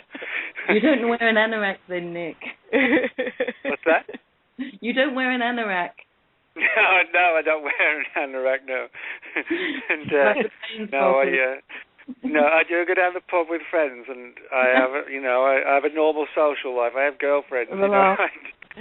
You know, I do the normal stuff everybody else does, you know. But somebody goes to work in an office, I go to work in front of the laptop and write books, and then I have a switch off time, you know, where I just have a normal life and whatever. So. And we have a laugh all the time, and like I said, we meet up with people, we sit around the campfire and we sing and play guitars and drums, and basically we enjoy life. Yeah, well, that's one of the things. I mean, one of the big ironies is that a lot of people like us who are in these subjects, we actually are awake to what's going on, and that's one of the things I always tell people is, you know, to be awake. Don't just be a slave to the TV or whatever. And I think, I think that those of us, when you become open to these phenomena, it sort of opens your mind to other things, and you do begin to see the world in a different way, and that's a good thing. And so, you know, I think getting into these subjects is a positive thing because of the spin-off angles as well. Yeah, a lot of people... Sorry, Jerry. Everyone leads to another. Every subject leads to another. When you're open to one slightly out of the box thing, you start to be open to more and more, and then you become interested in, like she was saying at the beginning, you know, she's going down her route, I'm going down mine, but we're very intertwined in our interests. So it just opens your mind. Any one of these things, when you're open to one, then you're just open to all of them. Yeah, and an open mind is a good thing. You know, the worst you can have is a closed mind, and even worse is like an ignorant mind where you don't even know about things, you know. Yeah. We've often discussed on our shows as well about the problem of fear. And I know when I first came across things, you do get a bit scared in the beginning, but then as you learn more, it's an awareness that takes you out of that fear because there's more of an awareness and an understanding. And like you said, you understand the world more. And I think your mind then turns more to like philosophy and understanding why we're all here. Well, I think it's sort of like a parallel where, for example, you know, the first time somebody learns to swim, you know, it's a big trauma getting in the water, and then afterwards you think, well, what was I worried about? Or getting on a plane for the first time. Some people don't like that, but they get used to it. And I think it's sort of the same thing that sometimes people think, oh, I'm not going to get involved in all that weird stuff. And so they back away from it just for the kind of like that analogy with jumping in a swimming pool for the first time or whatever. But it's when they get into it, then they realise that, you know, most people in the subject are regular people. You know, we're just fascinated by mysteries. and it's not some big traumatic thing to worry about. And it's such an education as well, and even going back into history, and Jerry and I are very friendly with some Indigenous people. We have a show every Monday, Indigenous People's Voice. We've become very friendly with those. We went to the United Nations to meet up with a lot of them, and it's understanding the true history and breaking away from what we've been told to the truth. And that is so empowering. It's actually wonderful. I think the ultimate goal really for all of us is truth. None of it really matters what actually is happening. It's just that we have the truth, and then we make choices as to what we encompass in our lives. It's just really finding the truth, and that's become clear to me that is what my mission is truth. And I was also very intrigued by the whole what was it called, the conference on the UFOs and all of that. That was absolutely fascinating to me, and that opened a lot of my mind to really appreciate that this is all real and it's truth.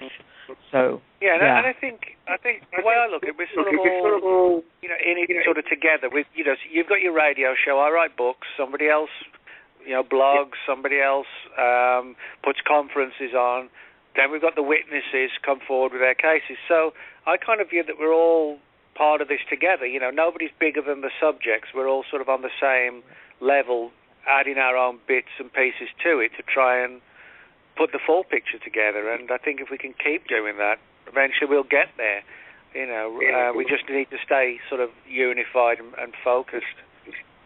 Funny you say that. That's one of our favourite sayings. We're all in this together. And one of our dear friends, Chase, who plays the guitar, he's got a song out called Together, and it's brilliant. And Sheila, you always talk about the puzzle. We're all a piece of the puzzle, and that's just really what you've just said there, Nick.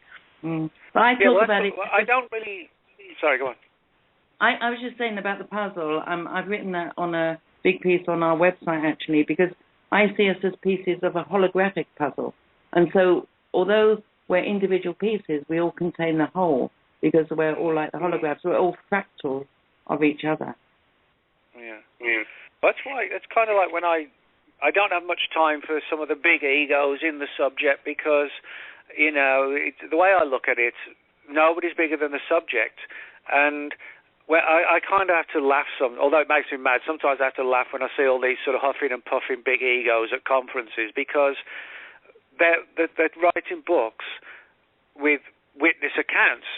And so, in other words, the witnesses, if they've got the witness accounts, we've got nothing. So I always tell people the witnesses are actually the most important people, because without them, we've got nothing to go on. And so that's why I don't really like, that when I go to a conference and see all these sort of big inflated egos demanding this, demanding that, and, not willing to spend time signing books for people, or, they start huffing and complaining if they've got to take photographs with someone. It's like, well, these people are buying your books, so they're coming to your conference and lecture. Show them some respect and demonstrate that we're all in it together. It's not like, oh, I'm the author and you're just the audience. No, that's that's not how it should be. We've all got our own way. We've all got our path of what we're supposed to be here for. And it's just amazing. Joey and I have only known each other since September. The first time we met. Less than a year. And then we decided to start a radio show to talk to our friends. That's all we were going to do. And then because we didn't know anything, we were thinking, oh, maybe we should have some guests, but we haven't got any money to pay them. So what we're going to do? And then we just contacted people and they're, oh, yes, we'll come on. And we're like, wow, can't believe what's going on here. And we only invite people on who we feel a really strong resonance with. We don't just invite anybody on. So that's how we feel about you, Nick. That's how we feel about all the people and we don't interview people. We like to have a discussion, but that's the way we work. And we get emails from people, like I just forwarded one to Jerry today that came into Just Us Radio. This lovely lady wrote in and thanked us so much because she resonated with what we did and what we said. And Jerry and I, like the other Saturday, we were a bit bored. We didn't have a show, and we decided to do a secret show because we can do what we like. It's off the cuff. And we just threw one on, and we thought we're just going to chat amongst ourselves and play music.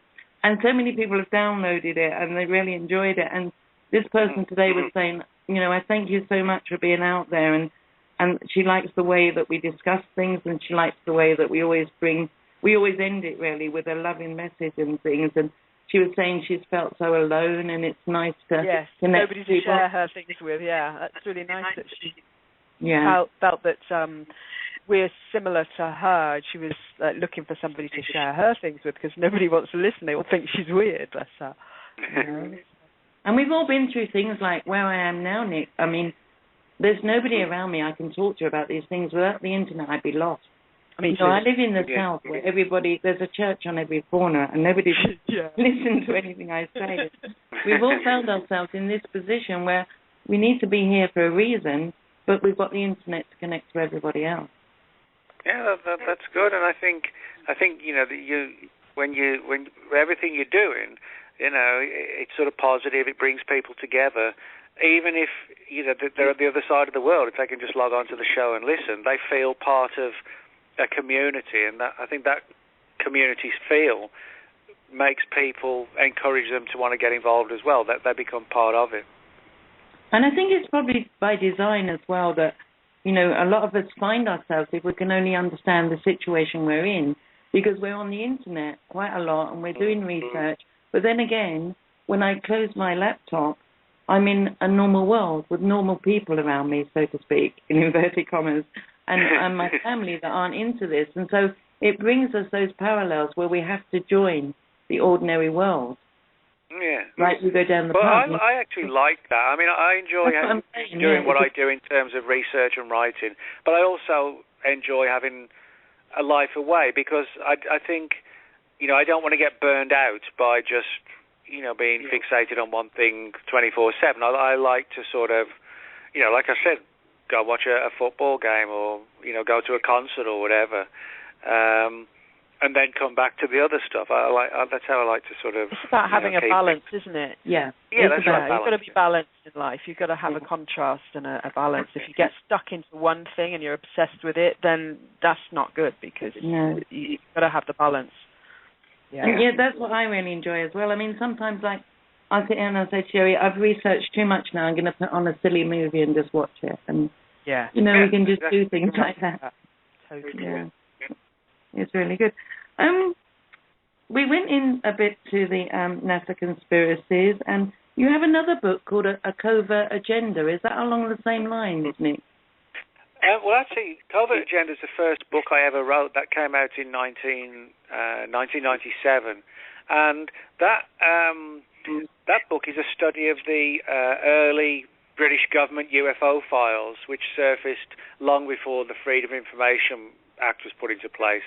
I used to go down to the National Archives in the sort of early to mid 1990s, when some of the original files began to surface. Not the ones that everybody sort of sees now, but the ones that were much earlier, from the late 40s and 50s, and they began to surface in the early 1990s. And so that book, Covert Agenda, is a study of the British Royal Air Force and the old Air Ministry, before the British Defence existed, the old Air Ministry files on UFOs, from pilots and radar operators who were around in the 40s, 50s and 60s. And so it's like a historical study of what the British government was doing in the UFO subject back then. Sorry, I was trying to unmute myself then. Were you actually into this when you lived in the UK, Nick? Yeah, it was. I mean, I've been in the US 13 years, 2001, 13 years. But what happened was, when I finished school, I didn't really know what I wanted to do. I wasn't sort of the best student. I wasn't this was sort of, I have no idea what school qualifications exist in England now, but this was sort of the era of O-levels and CSEs and whatever. And I got like 4 CSE grade 4s or something. That was about it. And I didn't go to college, no university, nothing. But I got a job on one of the old youth opportunity programs, the YOPs as they were called back then. And it was actually on a magazine for teenagers and young people called Zero. And it was like music, fashion, TV, interviews, that sort of thing. And I worked on this job for about 18 months, and so they taught me in all aspects of journalism, and and that got me interested in that. But I mean, freelance journalism is sort of a very precarious job, freelance writing at the best time. So over the years, I mean, I've done all sorts of things. I was like a van driver for 4 years, forklift driver for 4 years, and in between that, painter and decorator, done all sorts of things, and writing as well, of course. You were normal then. Yeah, well, I've still actually got my forklift license, so I can still bounce around and doing what I want. But yeah, I mean, although I write pretty much full time now, when I do write full time, but I mean, I don't just do books. I do a lot of just regular journalism for magazines and newspapers. On all sorts of just regular stories. Probably the paranormal writing and the books probably amounts to maybe 30-40% of my job. You know, the rest is just normal journalism. But it's kind of like, it's like any, you know, self-employed job.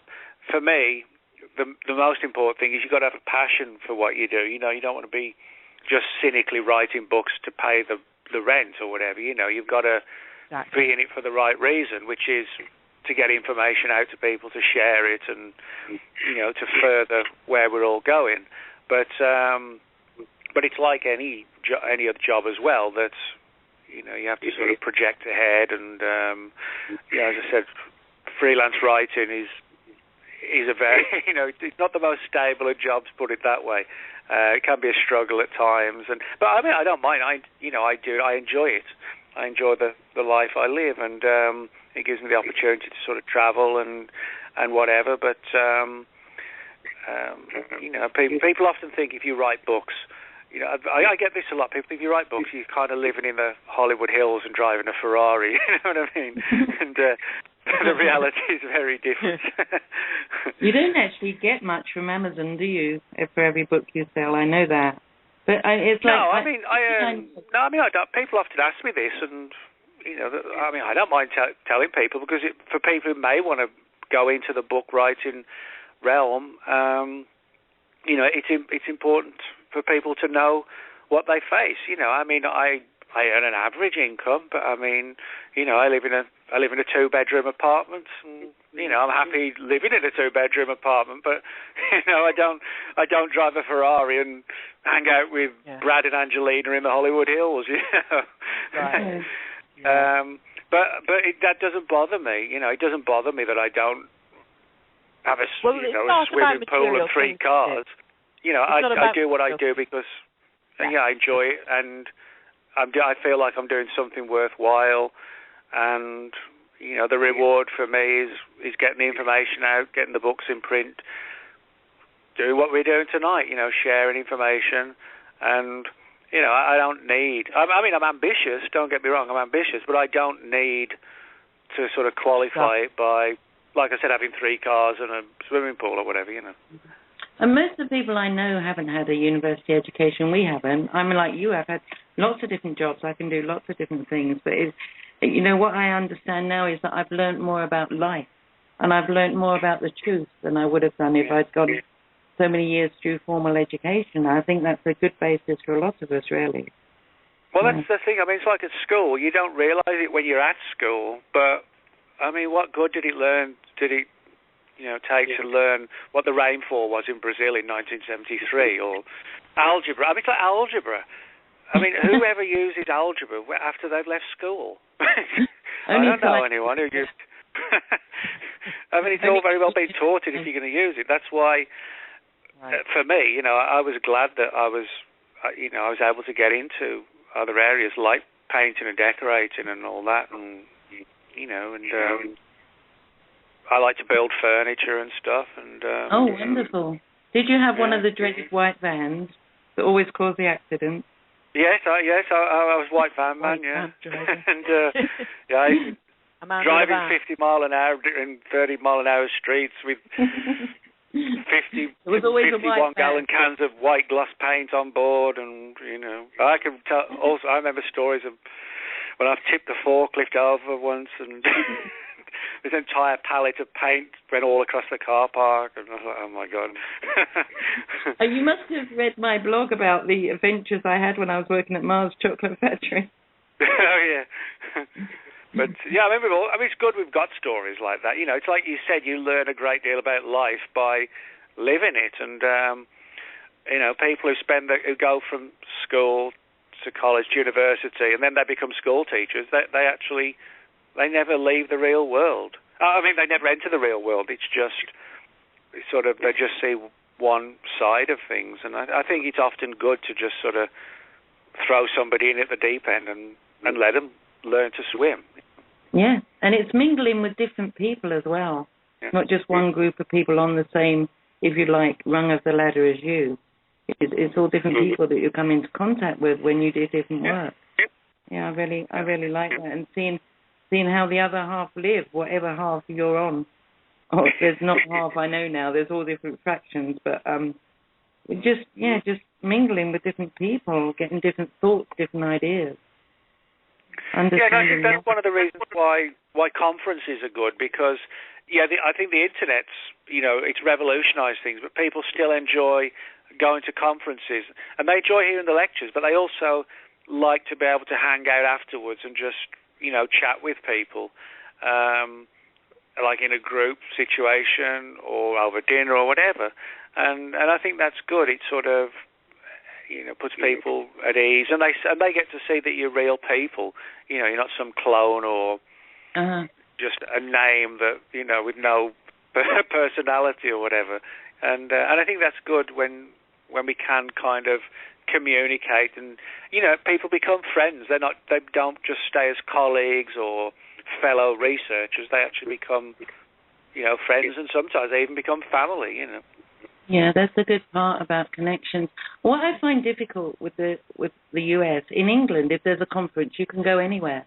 But in the States, it's so vast. You know, air travel is so expensive here. To get over the other side of the country to go to a conference is just, you know, above my paycheck. I just can't do that. Yeah, so that's the problem. I mean, the one advantage I have is that because I'm booked to speak at a lot of conferences, you know, I get to meet a lot of people, and if, say, I do 3 in Los Angeles each year, I get to see a lot of the same people over and again. So, you know, you make friends and you see them another 4 months down the line. But unfortunately, a lot of those people, they don't get to travel to, say, New York or, you know, or Dallas or wherever.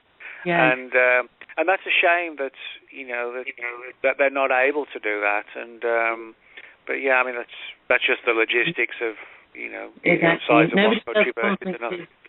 Nobody does conferences in North Carolina, Nick. Oh, is that where you are, North Carolina? Yes, or Jerry's in New York, but I'm in North Carolina. Yeah. I actually did a conference, ironically, in North Carolina in 2007 in Asheville. Oh, was that with your friend, Micah?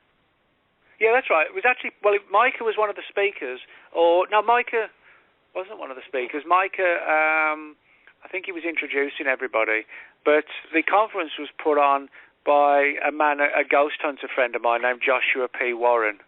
And Josh has written a number of books on ghosts, and he lives in Asheville, and he's put on a number of conferences over the year, but he's predominantly sort of ghost-based rather than UFOs. But that was a good conference he put on. It was. I go to Asheville quite often. It's only 2 hours away from me.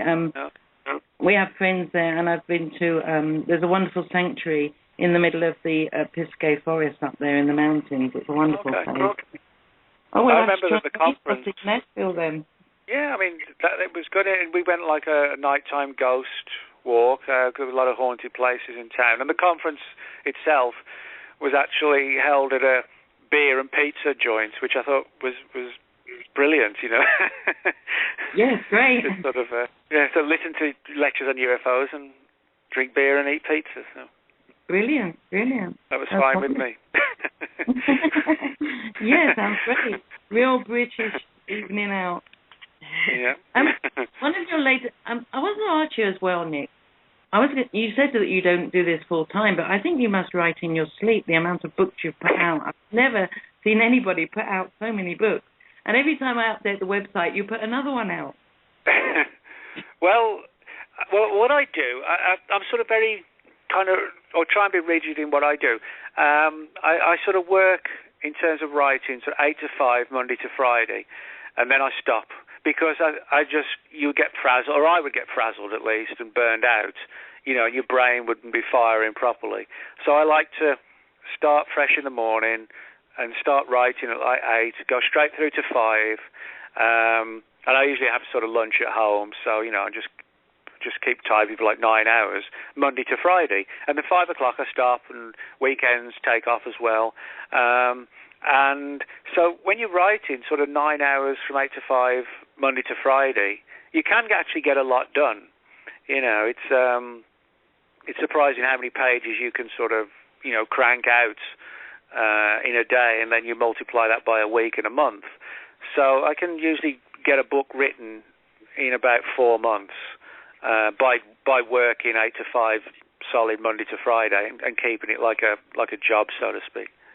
Brilliant, and no interruptions as well, so that's great. There's a day-to-day interruption that everybody gets, but they're sort of, if you've got to go to the store or whatever, and or if I've got a lecture, or things like that, or a daytime radio show. But for the most part, I like to sort of keep regular job hours in terms of working, because if you're writing books, there's nothing worse than your brain being fried because you started at 7 o'clock and you worked straight through till midnight, and then you couldn't sleep, and then you wake up the next day and your mind's in a whirl. I find, doing 8 to 5 and then stopping, allows you to recharge yourself if you want to go and do something else for the rest of the night, Yeah, well, you are doing it like a normal, office job, really, so that's brilliant. Nick, well, I am, but I always stress to people, I always qualify that with saying that although I keep it as a job and in terms of how I like to structure things, for me it's also, a big passion. I would never sort of cynically just write books, for the sake of writing a book. I do it because I feel driven, to share information, to get it out to people and so on. Yeah, we understand that. It's the same reason as we do radio shows. People don't realise how much work goes into a radio show to, research and to get a guest and contact them and then update the website and then update Blog Talk. It's quite a lot of work involved, and people don't realize. I'm sure it is. We wouldn't do it if we didn't have a passion for it. Absolutely. Yeah, exactly. Before we go into your books, Nick, you mentioned that you write for some magazines. Do you want to give us the links for those magazines? Well, there's 14 Times, an English magazine, which is 14times.com. And I also write regularly, about 2 or 3 times a week, for a website. It's an Australian website called Mysterious Universe. And I usually write about 700, 800-word article 2 or 3 times a week on everything from cryptozoology or UFOs or something conspiracy-based. So I write for them regularly. And also do a column for a lot of my books are published by New Page Books, and they have on their website a section called Creature of the Month. So I write articles for that one on lake monsters and Bigfoot and things like that. So those are sort of the 3 of the main ones I write for. Brilliant. And do you want to call out your main website on there? Yeah, well, I have a blog which is called World of Whatever. The address is Nick Redfern Fortean, which is Fortean, nickredfern.blogspot.com.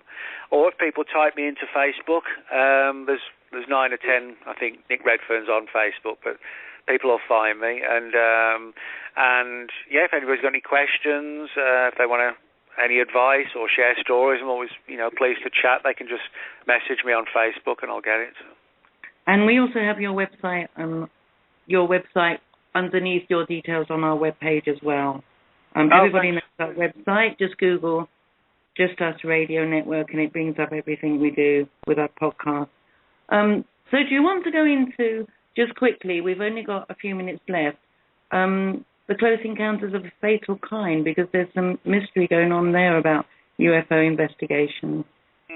Well, yeah, that's the new book I got out. It came out on June the 24th, so it's just been out about roughly a month. And Close Encounters of the Fatal Kind, as its sort of name suggests, it's all about mysterious deaths in the UFO field.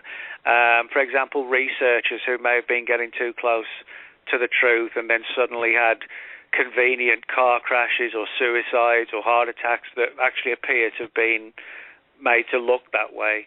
But he also deals with cases of vanishing pilots or pilots who were killed chasing UFOs.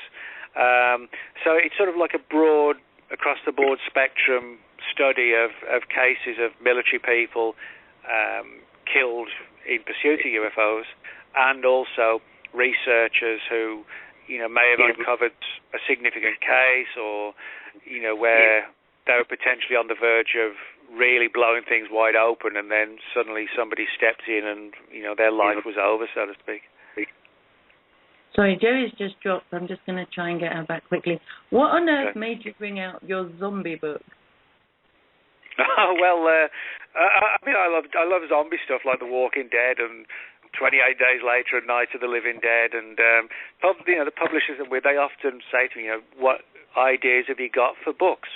And so I said, well, I wouldn't mind doing a zombie book, but a little bit different, not just like a historical look, or just a book about zombies in entertainment.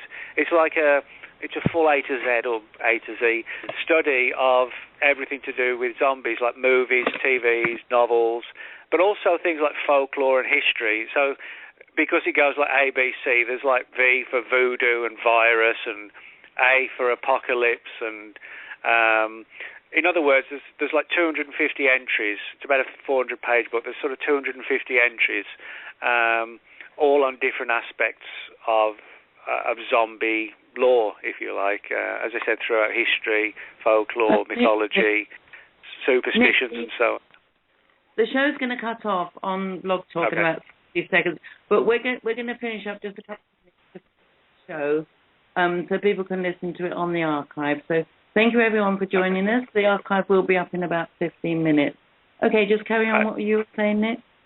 I was just saying, it's sort of like an A to Z look at zombies, like Walking Dead, Dawn of the Dead, but also there are entries like, for example, on how the Egyptians believed that the dead could be raised up. So it's like a full across the spectrum study of the dead when they don't quite stay dead. Jerry, are you back? No, Yes, I'm back. Oh, you're back. Okay. I am. Yes, I got. That was weird. Just dropped off just there. Yeah. I know a lot of people are really interested in that, Nick. It's just that I look at the picture and I go, oh. It's called the Zombie Book anyway, if people are interested in it. So. But that's literally just come out. It's literally just out this week. Yeah, a lot of people are really interested in the zombies and all the different things. And that's one thing that people talk about all the time, about zombies coming back because of all these weird things around the sky and the things we're being infected with and things that are dropping on us and things in the food. So, yeah, it's good to be out there. I know. So, what would you like to say before we finish, Jerry? Well, I'd just like to say thanks so very much to Nick for joining us and, sharing all of this amazing work you're doing. And, you really are making a difference in the world. Like we all mentioned earlier, that each one of us has our little part to play and piece of the puzzle. And you certainly are filling in a very big part of the puzzle. And, thanks so much for taking the time to share with us what you have this evening. I really appreciate it, and hopefully lots of the listeners will too. Well, thank you, and thanks for having me on the show as well. Yeah, we're really honoured, Nick, that you just come on. I know you're very popular. I'm pleased to. I'm always happy to do shows. So when you invited me, I was pleased to come on. Okay, I just play the music slowly, the outro. I'm definitely going to look at that, Nick, into seeing if we can get a conference going on in Asheville sometime, and see if we can get Micah and other people involved. Yeah, I'm sure they'd be happy to get involved. Yeah, there was a lot of people around here that'd be interested. Yeah. So. Have you sent a friend request to Micah at all? Yeah, I have. Yes. Oh, okay. Well, he's a nice guy. He's very down to earth and very knowledgeable. He's written a number of books himself, and he's always doing public speaking and so on. So he's sort of well versed in all the different aspects of it all. Yeah, I actually listened to him on Coast to Coast the other day as well, after you mentioned him.